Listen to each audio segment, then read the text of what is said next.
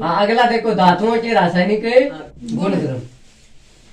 अब देखो धातु की अपन ना की अब हम अब ए धातु नहीं लेंगे, अब अपन धातुओं की पढ़ेंगे। जल के साथ क्रिया, अम्ल के साथ क्रिया, भाप के साथ क्रिया, और जल की भी क्या बन जाएगी। कुछ धातुएं ऐसी होगी जो जल के साथ क्रिया कर लेगी, कुछ धातुएं ऐसी होगी जो ठंडे पानी के साथ क्रिया करेगी, कुछ गर्म पानी के साथ क्रिया करेगी, कुछ धातुएं ऐसी होगी जो भाप के साथ क्रिया करेगी। और जल अगर गर्म है ना, यानी कि उसमें ऊष्मा की मात्रा है, या फिर वही H2O क्या है, ठंडा पानी, और वही पानी किस रूप में आ जाए, गैस रूप में, यानी कि भाप रूप में। तो कुछ धातुएं तो ठंडे जल के साथ क्रिया करेगी, कुछ धातुएं गर्म जल के साथ, कुछ धातुएं गैस के साथ, यानी कि भाप के साथ। किसकी भाप के साथ, पानी की भाप के साथ। और कुछ धातुएं एक दो ऐसी होगी जो किसी के जल के साथ क्रिया करती ही नहीं है। सिल्वर सुमित के आइडिया अनुसार धातुओं के रासायनिक, लेकिन सुमित यार वो दोनों पर निकले हो घटन तो गलत हो गयो। सर प्रगड़ी के हैं, सर प्रगड़ी है चार का सागा बिक्रिया कराता अमल आगे फेंको। अब देखो पहला पॉइंट क्या है, धातु की किसके साथ क्रिया करवाएंगे, वायु के साथ। वायु के साथ क्रिया करवाओ। धातु जैसे कॉपर ले लो, पोटेशियम ले लो, पहले ले लो। पोटेशियम धातु है, हाँ बिल्कुल है। पर ये क्रिया किसके साथ करवा रहे हैं, वायु। है ना, वायु मतलब है O2 ऑक्सीजन। तो क्या बन जाएगा, कॉपर ऑक्साइड। कॉपर के साथ क्रिया करवाई और क्या बन जाएगा, कॉपर ऑक्साइड। उपचयन हो गया क्या इसका, अब उपचयन हुआ है, अपचयन हुआ है, क्योंकि कॉपर में ऑक्सीजन की मात्रा हो गई है, कॉपर ऑक्साइड। अरे तो पहले देखो कॉपर अकेला था, वृद्धि क्या है, अरे तो वृद्धि है, पहले कॉपर अकेला था, पहली वो एक लो, अब लेकिन क्या आएगी, ऑक्सीजन। उपचयन हुई है, अपचयन, अप यानी ऊपर, यानी कि वृद्धि होना, उपचयन हुआ है। अपन क्या बोल रहे हैं, उपचयन बोल रहे हैं, उपचयन हुआ है। कॉपर का क्या हुआ है, उपचयन। कभी ना ऑक्सीजन दो एक ही उपचयन हो गया। नहीं रे, कॉपर देख रहे, कॉपर के पास पहले ऑक्सीजन था क्या। उपचयन की परिभाषा की थी, यदि किसी यौगिक या पदार्थ में ऑक्सीजन की क्या हो जाए, वृद्धि हो जाए, तो उसका उपचयन होता है। तो ऑक्सीजन, कॉपर पहले अकेला था, अभी क्या जुड़ गया, कॉपर जुड़ गया ना, तो ऑक्सीजन जुड़ गया, इसलिए इसमें क्या हो गया, उपचयन हो गया। अब संतुलित नहीं है अब क्रिया, क्योंकि ऑक्सीजन इधर एक और इधर कितना है, दो है। तो इसको संतुलित करने के लिए यहाँ पे क्या लगाएंगे, दो। फिर कॉपर को भी क्या लगाएंगे, दो। देखो आगे देखो, सोडियम ये क्रिया करेगा O2 के साथ, तो क्या बनेगा बोलो, सही है क्या ये बंदे, मैं बोलता हूँ ये सही नहीं है, ये आएगा Na2O, सोडियम ऑक्साइड। इसका नाम क्या है, सोडियम। अरे ऑक्सीजन को कितने इलेक्ट्रॉन चाहिए, दो। एक सोडियम एक ही इलेक्ट्रॉन देता है, 11 नंबर पर है। हाँ, तो एक ही इलेक्ट्रॉन है सोडियम के पास, तो दो सोडियम मिलकर के एक ऑक्सीजन की प्यास बुझाते हैं, सोडियम ऑक्साइड। ये भी उपचयन अब क्रिया का उदाहरण है, क्या है, मैग्नीशियम करा लो, सोडियम, कॉपर प्लस O2। अब देखो अपने पहले पार्ट में करवाया था मैग्नीशियम रिबन का दहन, करवाया था क्या, मैग्नीशियम रिबन का दहन करवाया था, तो O2 के साथ क्रिया करवाई थी, Mg मैग्नीशियम ऑक्साइड। और मैंने बोला था ना पहले दूसरे पार्ट में जो अपक्रिया आएगी बार बार वही रिपीट होती रहेगी। अब एक दो अपक्रिया नहीं आती, अपक्रिया देखिए ना, एक अपक्रिया नहीं आई अभी, सोडियम के साथ ऑक्सीजन की कौन करवाई, अब करवा दी, कोई बात करवा। हाँ, और कोई एल्यूमिनियम की करवाइए, करवा दो। ये मैग्नीशियम, अरे इसका नाम तो सबको पता है ना, क्या नाम है, ऑक्सीजन। तो हम संतुलित तो नहीं है, अपक्रिया संतुलित नहीं है क्या, दोनों ही अपक्रिया संतुलित नहीं है। तो देखो ऑक्सीजन इधर दो इधर एक है, तो यहाँ लगाएंगे कितना, दो। अब सोडियम इधर कितना हो गया, चार हो गया, ये लगा दिया चार। अब ये अपक्रिया संतुलित है क्या, ये अपक्रिया आई हुई है, 2013 या 14 में, पूरा कंफर्म याद नहीं लेकिन आई हुई है कि इस अभिक्रिया को संतुलित कीजिए, संतुलित करना आया हुआ था। हिट एंड ट्रायल उद्देश्य नहीं, सीधा एक चीज देगी रासायनिक समीकरण को संतुलित कीजिए। मैग्नीशियम ऑक्साइड होनी है सिखा के तो लिखा यार ड्रामा क्यों नहीं आता यार। मैग्नीशियम ऑक्साइड ठीक है ना, मैग्नीशियम ऑक्साइड और एल्यूमिनियम की करो, चलो संतुलित कर दो। हाँ इन संतुलित कर देंगे। देखो ऑक्सीजन इधर कितना है, दो इधर कितना है, एक, तो यहाँ 2 लगाएंगे। मैग्नीशियम की हिल गई क्या, इनकी सेट कर देगा ठीक है। एल्यूमिनियम की कराओ, चलो एल्यूमिनियम प्लस O2 करवा दो, AlO ये तो बनेगा एल्यूमिनियम ऑक्साइड, पर ये यौगिक बंद नहीं है। लेकिन अब ये बंद बने को नहीं है कि आप स्ट्रीम सेटिंग सेट करो। एक आगे 2 लगा दो, Al3 देखो एक एल्यूमिनियम कितने इलेक्ट्रॉन देता है, Al2O3 3। कल बताया था यार सुमित ये वाला। एल्यूमिनियम के पास कितने इलेक्ट्रॉन है बाह्यतम कोश में, 3। क्यों है क्योंकि 13 नंबर पे आता है। कितने नंबर पे, 13 पे। तो पहले में 2 बढ़ जाएगा, दूसरे में 8 बचेगा कितना, 3। अरे 2 और 8 10 और 3 13 हो गए ना। तो बाह्यतम कोश में 3 इलेक्ट्रॉन है। ऑक्सीजन को कितने इलेक्ट्रॉन चाहिए रे, 2 क्योंकि इसके बाह्यतम कोश में 6 इलेक्ट्रॉन है। ये 2 लिखा, पर इसके बाद इसके अभी बैठे नहीं है ना बात है। वो कहेगा जो एक और है इधर 3 वो कहेगा एक ऑक्सीजन और ले लो भाई। अब एक ऑक्सीजन और ले तो इन 2 चाहिए। जब वो कहेगा मेरे को तो एक ही है, तो एक एल्यूमिनियम और ले जाओ। इकन भी कितना जीसी, 3 जीसी। तो ये इसका 2 ले लेगा, बोला दे दिया ऑक्सीजन लालच करके।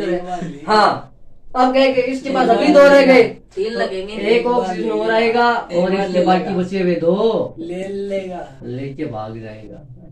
तो 2 एल्यूमिनियम के साथ कितने ऑक्सीजन जुड़ रहे हैं, 3। तो Al2 एल्यूमिनियम कितना है, 1 और 2। ऑक्सीजन कितना है, 1 2 3। Al2O3 एल्यूमिनियम है ऑक्साइड। कोई दिक्कत है ना बोले ये मन सुनियो। हाँ एल्यूमिनियम ऑक्साइड ले लेगा। अरे अब क्या संतुलित है क्या है, ना। देखो इधर ऑक्सीजन 2 है, इधर 3 है। मैंने बोला था ना सम विषम आ जाए तब सम बनाने की ट्राई करनी है। तो देखो इसको किसके साथ गुणा करूं कि सम संख्या बन जाए, 2 1 के साथ करेंगे तो वापस 3 ही रह जाएगा। 2 के साथ करेंगे 2 तिया 6। तो अब इन 6 बनाना आसानी होती है।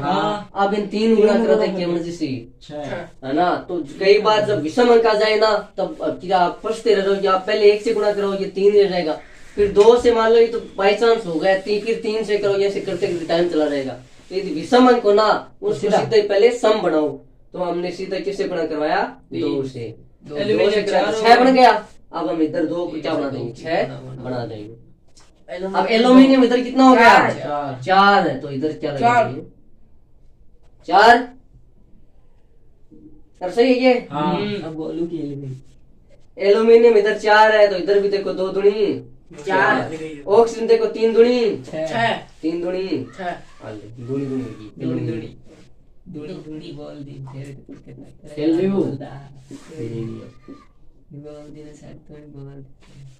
अरे वो फॉइल आती है ना रोटी, वो शादियों में रोटी पैक करते हैं अपन, शादियों में चूरे से वो। हाँ एल्यूमिनियम की फॉइल, क्योंकि उसमें क्या होती है, सूच अलग होती है दांत में।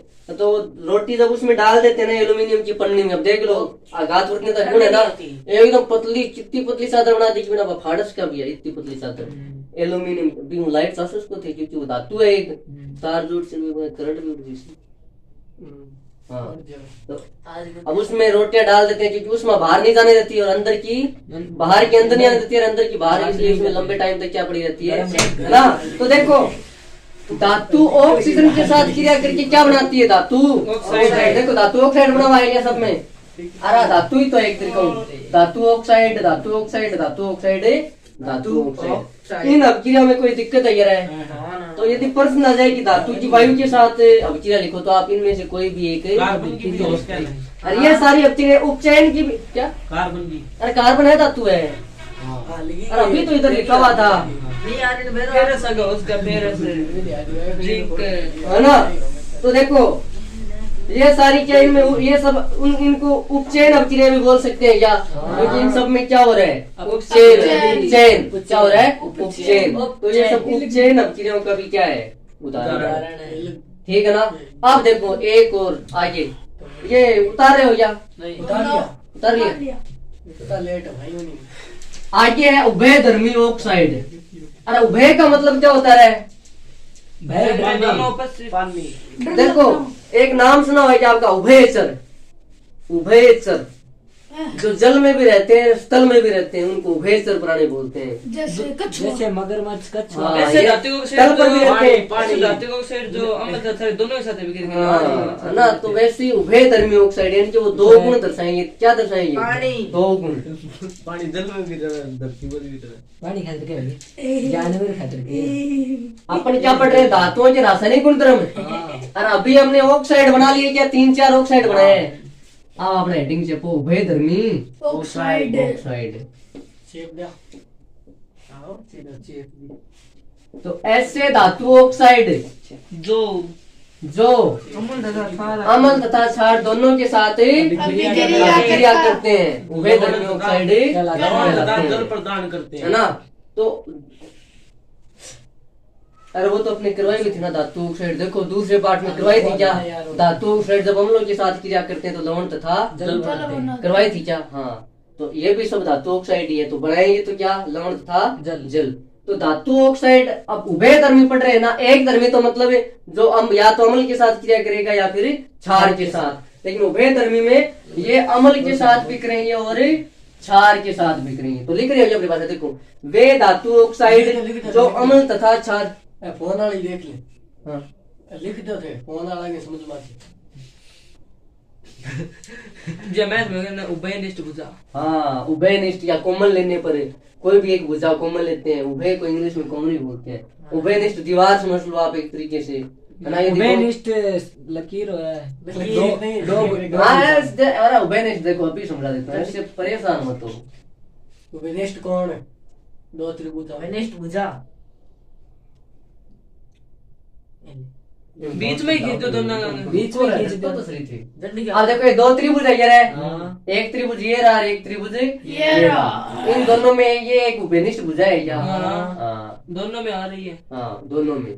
तो वे धातु ऑक्साइड, वे धात्विक ऑक्साइड, धातु ऑक्साइड है धात्विक ऑक्साइड एक ही बात है। धातु ऑक्साइड जो अम्ल तथा क्षारक दोनों से अभिक्रिया करके, दोनों के साथ क्रिया करके। परिभाषा है सर। अरे एक नंबर पूछ जाती है, दोनों के साथ अभिक्रिया करके लवण तथा जल बनाते हैं। अभिक्रिया करके लवण व जल बनाते हैं। कौन से ऑक्साइड कहलाते हैं, उभय धर्मी ऑक्साइड। उभय धर्मी ऑक्साइड, उभय धर्मी ऑक्साइड कहलाते हैं। अत्यादि होगी वह धातु ऑक्साइड जो अम्ल के साथ सारे वे धातु ऑक्साइड जो अम्ल तथा क्षारक दोनों के साथ अभिक्रिया करते हैं और अभिक्रिया करके क्या बनाएंगे लवण जल। तो ये क्या करेंगे उभय धर्मी ऑक्साइड। अब इनकी बस एक आधी अभिक्रिया याद कर लो, क्योंकि प्रश्न आएगा तो वैसे आएगा कि उभय धर्मी ऑक्साइड किसे कहते हैं। एक उदाहरण दीजिए, एक उदाहरण दीजिए, तब तो डायरेक्ट देना है कोई भी उभय धर्मी ऑक्साइड का उदाहरण। रासायनिक अभिक्रिया लिखिए तब आप रासायनिक अभिक्रिया लिख दो। तो देखो Al2O3 अभी भी बनाया है क्या, ये एक उभय धर्मी ऑक्साइड है। क्या है, सारे उभय धर्मी ऑक्साइड नहीं होंगे, एक या दो ही उभय धर्मी ऑक्साइड होते हैं। तो Al2O3 इसकी या तो अम्ल के साथ करवा दो या फिर क्षार के साथ। हमने क्या पढ़ा, अरे दोनों के साथ ही करवाएंगे, क्योंकि उभय धर्मी ऑक्साइड अम्ल और क्षारक दोनों के साथ अभिक्रिया करता है, तो दोनों के साथ करवा के दिखाएंगे इसकी। तो करवाओ हाइड्रोक्लोरिक अम्ल के साथ करवा दो, हाइड्रोक्लोरिक अम्ल के साथ, ठीक है ना। देखो Al2O3 तो क्या बन जाएगा, लवण और जल बन जाएगा। एक तो देखो जल बाहर निकल जाएगा। अब देखो क्या बचा, एल्यूमिनियम क्लोराइड, AlCl Cl2 अब देखो AlCl3 लगाएंगे अपन तो Cl3 तो वो बताओ हैं, बताओ Cl3 क्या क्यों क्लोरीन हिल गया है? क्लोरीन बाहर कितने भेजता है? क्लोरीन क्लोरीन को एक इलेक्ट्रॉन की जरूरत होती है। अरे क्लोरीन 17 नंबर पे आता है। कितना नंबर पे? 17 नंबर पे। हाँ ठीक है इसको आज तक पूरा करने के लिए कितना इलेक्ट्रॉन चाहिए? एक इलेक्ट्रॉन। लेकिन एल्यूमिनियम एक अकेला एल्यूमिनियम कितने इलेक्ट्रॉन देता है? 3। तो एल्यूमिनियम के 3 इलेक्ट्रॉन लेने के लिए कितने क्लोरीन को आना पड़ेगा? 3 क्लोरीन, है ना? अब ये अबचीरा संतुलित है क्या है? देखो क्लोरीन इधर 3 इधर एक, हिल गया ना वो। है ना? अब देखो ऑक्सीजन इधर 3 उधर ही एक ही है, तो 3 से गुणा करा देंगे 3 बन जाएंगे। अब हाइड्रोजन कितने हो गए? 3 दूनी 6, तो 6 से गुणा करवा दो। लेकिन अब क्लोरीन कितने है? इधर 3 है ना, इधर 6 है, इधर 3 है, तो इधर 6 बनाएंगे तो क्या करेंगे? 2 से गुणा। तो एल्यूमिनियम पहले से इधर 2 है क्या? संतुलित है। या भी अब ये क्या है? संतुलित। एल्यूमिनियम ऑक्साइड प्लस हाइड्रोक्लोरिक अम्ल। नाम तो याद होने लग गया ना अब। एल्यूमिनियम ऑक्साइड, और इसका नाम क्या है? हाइड्रोक्लोरिक अम्ल। और H2SO4 का क्या नाम है? सल्फ्यूरिक अम्ल। सल्फ्यूरिक अम्ल। HNO3 का नाइट्रिक अम्ल। किंग ऑफ एसिड किसे कहते हैं? SO4 Amalraj king of acid है। और ये आगे क्या बन जाएगा? एल्यूमिनियम में क्लोराइड। एल्यूमिनियम में क्लोराइड। और आगे अगले का नाम है जल होगा। तो अम्ल के साथ तो करवा दिया, अब किसके साथ करवाएंगे? क्षार के साथ। तो करवाओ Al2O3 प्लस Na। और ये क्षार है क्या है? और क्षार में भी कौन सा क्षार है? प्रबल क्षार है। प्रबल क्षार, जिसका पीएच मान कितना है? 14। लास्ट में लिखा था ना उसको 7 से अधिक। 7 से अधिक तो है ही है, लेकिन 14 है इसका पीएच मान। ये प्रबल क्षार है। सोडियम हाइड्रोक्साइड इसका नाम है। इसका नाम क्या है? Sodium hydroxide. तो देखो अब क्या करो, देखो क्या बनाएंगे? लवण व जल बनाएगा। तो पहले जल तो बाहर निकाल दो, आंख बंद करके याद लो। अब पीछे क्या बचेगा बताओ? एन बचेगा, एन बचेगा और एल्यूमिनियम बचेगा। सोडियम और एल्यूमिनियम बचेगा। तो बंद बढ़ाओ, बताओ कैसे बनेगा? एन कितना आएगा? एन कितना आएगा? एन एक आएगा पक्का? NaAlO ऐसे बनेगा ये NaAlO। अब ये बताओ, इसमें आप आपस में साझेदारी बन रही है ये? नहीं। बताओ एल्यूमिनियम कितना इलेक्ट्रॉन दे रहा है? 3। सोडियम भी कितना दे रहा है? 3। 1। तो आज सेकंड इलेक्ट्रॉन देना कितना हो गया? 4। अरे देखो एक बात बताओ, क्या सोडियम और एल्यूमिनियम दोनों सागे क्या जुड़ सका है? तो इलेक्ट्रॉन अनसाइड साइड सुते को नहीं अंदर वो भी देना है, वो भी देना ऑक्सीजन। 4 ऑक्सीजन। आप बताओ ऑक्सीजन कितना जुड़ेगा? 3 है? 2 ही जुड़ेगा। 2 लेवा है। 4 दे 2 ऑक्सीजन का भाई तुम कक्षा में अच्छा हो गई है। 6 हुआ है। अरे 2 की तो जरूरत है। कितना इलेक्ट्रॉन की जरूरत है? 2 की। 2 की। एक के दोनों लेकिन दे रहे कितना है? 4। तो ऑक्सीजन का कितना लगा? 4। 2 लगा 2 लगा दिया। पक्की बात है? तो आपकी सौगंध। अब क्या बताओ, संतुलित है ये? है? बिल्कुल हाइड्रोजन मिलेगी। अरे लेकिन देखो एल्यूमिनियम हटा कितना है? 2। अपा हटा बंद में तो सेट है पहले, लेकिन जी हटा 2 लगा से ने। अब बताओ दिखी ये सोचो बैठा है। अब सोडियम में देखो सोडियम भी कितना हो गया? 4। सोडियम 2 ही है। एल्यूमिनियम भी 2 हो गया। ऑक्सीजन 4 ऑक्सीजन अब कितना हो गया? 4 हो गया ये। 4 1 बागलो 5। लेकिन अब यहाँ बताओ, देखो Na कितना है? 2। एल्यूमिनियम भी कितना है? 2 कितना है? 4। देखो एक इलेक्ट्रॉन होते सिर 1 होते सिर 3 होते सिर 3 होते सिर 9। तो इलेक्ट्रॉन टोटल कितना हो गया? 11। 3 3 6 7 8। 11 आप यहाँ बताओ ऑक्सीजन कितना हो गया है? 5 4 4। एक आगे को नहीं है वो। अंतिम टोटल इलेक्ट्रॉन कितना है? 8 है। 8 है। सही है, वो तो पूरा कक्ष सही है, हाँ तबला नंबर ऊपर गयो। क्योंकि एक ऑक्सीजन 2 लेवा है, जो 4 है, 4 आग 2 ऑक्सीजन 4 8 हाँ वो 5 में कौन है? 5 तो अलग H2O। है जच गयो, छोड़ दो अब ज्यादा कॉल किया है। अरे दो लगा दो, विकाल का भाई साहब, विकाल का है भाई। देखो नाम क्या हो जिसका सोडियम है? एल्यूमिनियम सोडियम है एल्यूमिनेट एल्यूमिनेट। अनलिमिटेड एल्यूमिनेट को नहीं रहे, आलू। ये क्या है? सोडियम है। बताओ क्या नाम है इसका? Sodium hydroxide. हाइड्रोक्साइड। और इसका नाम बताओ। एल्यूमिनियम एल्यूमिनियम है। ऑक्साइड। तो बताओ ये उभयधर्मी ऑक्साइड है, कह रहा है। हाँ। और अब प्रश्न बढ़ा रहे कि उभयधर्मी ऑक्साइड किसे कहते हैं, समझाइए। तब ऐसे ये पूरा लिखना है कि वे धातु ऑक्साइड जो अम्ल तथा क्षारक दोनों के साथ क्रिया के लवण तथा जल बनाते हुए उभयधर्मी ऑक्साइड कहलाते हैं। फिर उदाहरण दे दो कि Al2 हाइड्रोक्लोर अम्ल के साथ क्रिया करवा दी और फिर क्षार के साथ। तो यहाँ अम्ल और एल्यूमिनियम ऑक्साइड अम्ल और क्षार दोनों के साथ क्रिया कर रहा है, अतः ये क्या है? उभयधर्मी ऑक्साइड। उभयधर्मी ऑक्साइड समझ में आ गया क्या? अब आज और धातु सा करना चाहो कर ले। उभयधर्मी ऑक्साइड मतलब उभयधर्मी ऑक्साइड वह जबकि धातु ऑक्साइड अम्ल और क्षार सागर क्रिया करती है, भाई उभयधर्मी ऑक्साइड होता है। ले रखी है, एक तो एल्यूमिनियम ऑक्साइड का और एक जिंक ऑक्साइड, ये दोनों क्या है? उभयधर्मी ऑक्साइड है। और किताब में अब क्रिया कौन सी दे रखी है? एल्यूमिनियम ऑक्साइड के साथ। तो ऐसा प्रश्न आ जाए कि एक नंबर में 2 उभयधर्मी ऑक्साइड के नाम बताइए, तब बताओ कौन कौन सा? एल्यूमिनियम ऑक्साइड और जिंक ऑक्साइड।